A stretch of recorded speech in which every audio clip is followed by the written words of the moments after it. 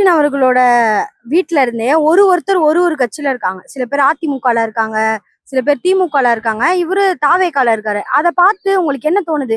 ஒரே வீட்லயே இத்தனை கட்சியில இருக்காங்களே! எல்லா கட்சியில இருந்தும் சம்பாதிக்கிற நினைக்கிறாங்களான்ற மாரி மக்கள் பேசுறாங்க. அத பத்தின கருத்து என்ன? அவங்க ஆல்ரெடி நிறைய சம்பாரிச்சிட்டாங்க. இதுக்கப்புறம் சம்பாதிக்கணும்னு இல்ல. ஆக்சுவலா வந்து இவரு ஆதவ அர்ஜுனாவே ஃபர்ஸ்ட் திருமாவளவன் கட்சியில தானே இருந்தாரு. அதுக்கப்புறம் தானே இங்க வந்தாரு. சோ அது யார் எந்த கட்சியில வேணா இருக்கலாங்க. அதெல்லாம் ஒண்ணும் இல்லக்கா. ஸ்டாலின் கட்சியில கூட அவங்க அண்ணா வந்து ஏடிஎம்கேல இருந்தாரு. முத்து அவர் வந்து இதுல இருந்தாருல. அதெல்லாம் ஒண்ணும் பிரச்சனை இல்லை.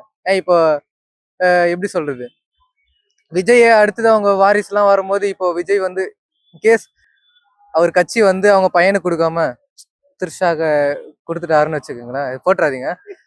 கொடுத்துட்டாருன்னு வச்சுக்கோங்களேன். விஜய்க்கு அவங்க பையன் என்னதான் இருந்தாலும் எங்க அப்பா அது எனக்கு உரிமை அப்படின்ட்டு கேட்டாலும் அவங்க கையில போயிடுச்சுன்னா தர வாய்ப்பு இல்லைல்ல. அதுக்கப்புறம் விஜயால ஒரு பெரிய ஃபேம் ஆயிட்டாருன்னா அவர் தனியா ஒரு கட்சி ஆரம்பிக்கிற மாதிரி தான் இருக்கும்.